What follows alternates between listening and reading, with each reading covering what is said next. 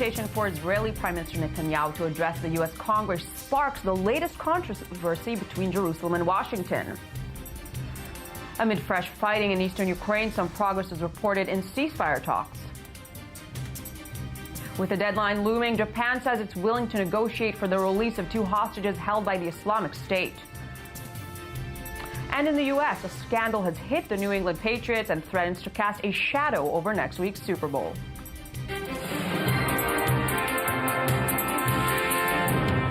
Good afternoon. You're watching I-24 News. I'm Michal with the latest headlines. We begin with some new developments in the U.S.-Israeli relationship.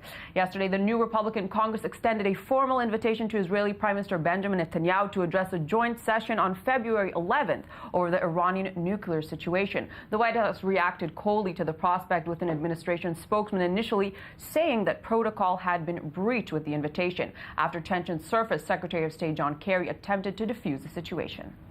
With respect to the Prime Minister and his visit here, look, we welcome the Prime Minister of Israel to come and speak in America anytime.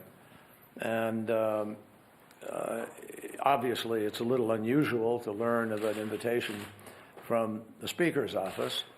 We have no difference in our goal with respect to our position. We do have some difference in tactics of how you achieve that goal. But we are determined that Iran will not get a nuclear weapon. Following Netanyahu's invitation to Washington, another controversy emerged. According to a Bloomberg report, Israel's Mossad intelligence agency warned U.S. officials against passing a new sanctions bill on Iran, describing the move as throwing a grenade into the process. Israeli officials have responded by describing the report as, quote, the Obama administration's revenge. Meanwhile, Hezbollah claimed today to have received a condolence letter from the Hamas military commander Mohammed Deif, whose status remains unknown after being targeted by an Israeli airstrike during the summer's war. The letter addressed to Hezbollah leader Hassan Nasrallah called for immediate revenge for Sunday's deadly airstrike in Syria, allegedly carried out by Israel. And I'm now joined in studio by I-24 News correspondent Shai Ben-Ari. Shai, thanks for being here. No problem. So let's first talk about the supposed letter that Nasrallah received from Deif. What do we know at this point about the Hamas leader, and do Israeli officials and security forces believe he's alive? Right. The assumption right now is looking more and more likely that indeed Mohammed Deif is still among the living, let's say. That is the assumption apparently amongst the Israeli military and political brass. Benny Gantz, the IDF chief of staff, was quoted not a long time ago saying that his own opinion indeed was that Mohammed Deif is still alive, and this appears more likely following this letter, which, among other things, I'll quote, it says, all of the resistance forces must come together to fight the Zionist enemy and its allies. Israel is the true enemy of the Muslim nation, and all guns must be aimed towards it. The next war will be waged together, with fire being exchanged in all directions over the occupied land. This is interesting on a number of levels, of course, because we know that Hamas is officially opposed to any sort of Hezbollah presence within Syria. Of course, Hamas is opposed to the Assad regime, and Hezbollah is heavily embroiled in the fighting alongside the Assad regime. There's also, of course, the Shia-Sunni division. It's interesting to see this kind of statement coming from the apparently still and so the leader. How credible is it? It would be pretty credible, though, of course, we have no concrete proof that indeed this was written by Mohammed Deif. There's been no video or let's say, images of Mohammed Deif released since an assassination attempt on his life back in August during the Operation Protective Edge. That is not too unusual. There wasn't too much video evidence of him even before that. There has been no audio evidence either, though, so we still do not have concrete proof that he is indeed amongst the living. But it's an interesting timing. Now, I'd also like to talk to you about the Bloomberg report claiming that the Mossad bypassed the Israeli government, contacting and warning U.S. officials against new sanctions bill. Now, Israeli officials are calling this revenge by the Obama administration on Netanyahu.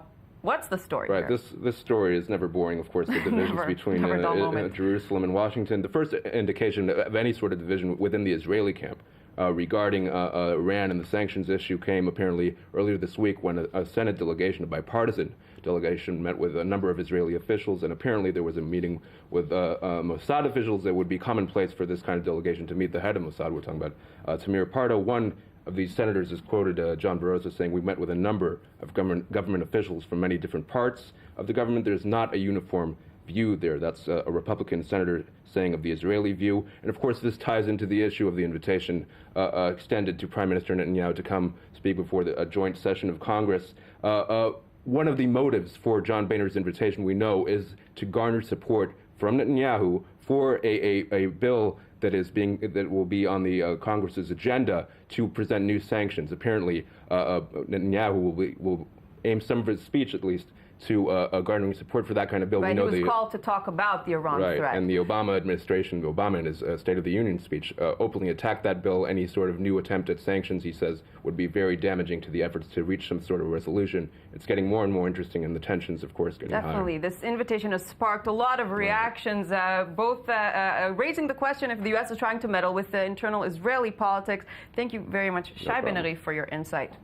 And moving along. Staying with Israel, though, overnight Israeli police raided the home of the Palestinian man who stabbed more than a dozen people on a Tel Aviv bus Wednesday. At least 3 people connected to him were detained for questioning in the city of Tulkarem.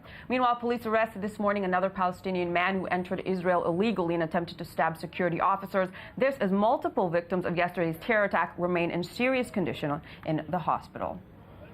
And we're moving away from the Middle East. At least 13 people were killed today in Donetsk, where a shell hit a civilian bus. Despite ongoing fighting in Ukraine's east, some diplomatic progress has been made to end the conflict. Yoav Borovitz has more.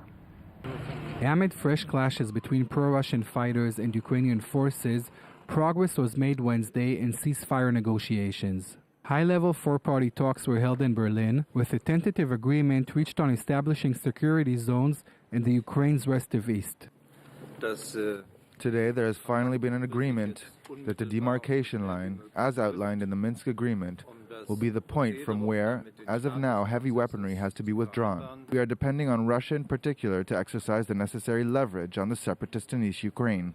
The apparent breakthrough came on the backdrop of yesterday's statements by Secretary of State John Kerry, who accused Moscow of attempting a blatant land grab. Particularly concerned by signs that the Russian-backed separatists are attacking a full-scale initiative against the city of Debaltseve. Ukrainian President Petro Poroshenko echoed Kerry's assertion, saying Russia was sending 9,000 troops to reinforce separatist rebels. It seems that ongoing negotiations have yet to impact the situation on the ground.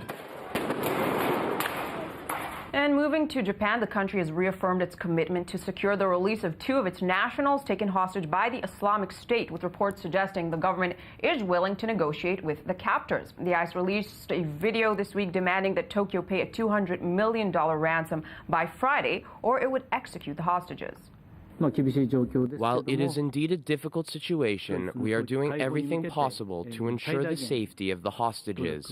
Japan will not cave into terrorism and will continue to look to contribute to the international efforts against it. The other side hasn't said anything at all to the government itself, so it's completely normal to emphasize the Japanese government's position and to do everything in our power to demand the release of the 2 citizens. Coined to Flatigate, the New England Patriots are accused of reducing the air pressure in its football to gain an advantage. More in this following report by ABC News. So-called Deflategate heating up.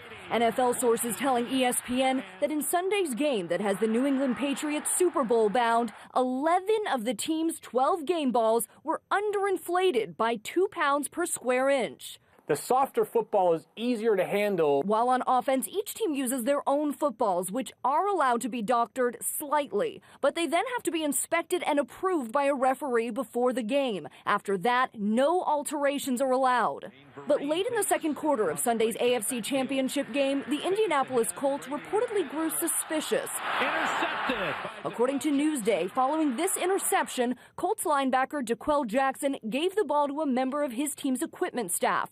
Soon after, the refs switched out the ball, and the Patriots went on to win 45-7. They were better than us on that day, so I don't know about, how much of an advantage one way or another it would have played. Cheating allegations are nothing new for Patriots coach Bill Belichick. In 2007, the league fined him for videotaping an opponent's sideline signals during a game. And now new accusations with Super Bowl 49 less than 2 weeks away. And that's all the time we have. Join us again in just 20 minutes for all the latest breaking news. Thank you for watching.